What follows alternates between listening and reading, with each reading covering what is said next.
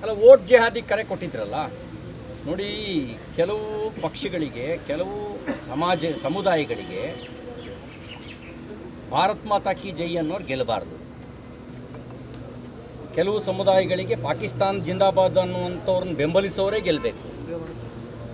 ಹಾಗಾಗಿಯೇ ವೋಟ್ ಜಿಹಾದಿ ಕರೆ ಕೊಟ್ಟರು.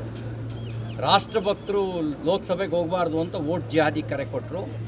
ವೋಟ್ ಜಿಹಾದನ್ನು ಕರೆಗೆ ಬೆಂಬಲಿಸಿರೋ ಕಾರಣಕ್ಕೆ ಜಮೀರ್ ಅಹ್ಮದ್ ಅವರು ಸತ್ಯನೇ ಹೇಳಿದ್ದಾರೆ. ಬಹಿರಂಗ ವೋಟ್ ಜಿಹಾದಿಗೆ ಕರೆ ಕೊಟ್ಟಿರಲಿಲ್ವಾ? ಬಿ ಜೆ ಪಿಗೆ ವೋಟ್ ಹಾಕಬೇಡಿ, ಕಾಂಗ್ರೆಸ್ಸಿಗೆ ವೋಟ್ ಹಾಕಿ ಅಂತ. ಅದೇ ಕಾರಣಕ್ಕೆ ತಾನೇ ವಿಧಾನಸೌಧದಲ್ಲಿ ಬಂದು ಪಾಕಿಸ್ತಾನ್ ಜಿಂದಾಬಾದ್ ಅಂತ ಕೂಗಿದ್ದು. ನಮ್ಮಂಥವ್ರನ್ನ ಗೆಲ್ಲಿಸಿದ್ರೆ ಭಾರತ್ ಮಾತಾ ಕಿ ಜೈ, ಜೈ ಶ್ರೀರಾಮ್, ಹರ ಹರ ಮಹಾದೇವ್ ಅಂತಿದ್ವಿ. ದೇಶದ್ರೋಹಿಗಳಿಗೆ ಸಪೋರ್ಟ್ ಮಾಡೋರನ್ನ ಗೆಲ್ಲಿಸಿದ್ರೆ ಅವ್ರು ಪಾಕಿಸ್ತಾನ್ ಜಿಂದಾಬಾದ್ ಅಂತಲೇ ಕೂಗೋದು. ಒಬ್ಬ ಜವಾಬ್ದಾರಿ ಸಚಿವರಾಗಿ ಈ ರೀತಿಯಾಗಿ ಹೇಳಿಕೆ ಕೊಡೋ ಒಂದು ಸಮುದಾಯದ ಪರ ಎಷ್ಟು? ಜಮೀರ್ ಅಹ್ಮದ್ ಅವರು ಸೆಕ್ಯುಲರು, ಅವ್ರು ಕಮ್ಯುನಲ್ ಅಲ್ವೇ ಅಲ್ಲ. Most secular. ಎಷ್ಟು ಮಟ್ಟಿಗೆ ಸೆಕ್ಯುಲರ್ ಅಂದರೆ ಪೈಗಂಬರರು ಕೂಡ ಅವ್ರಿಗೆ ಸಮವಾಗಿ ಇರೋಕ್ಕೆ ಸಾಧ್ಯ ಇಲ್ಲ, ಅಷ್ಟು ಸೆಕ್ಯುಲರ್.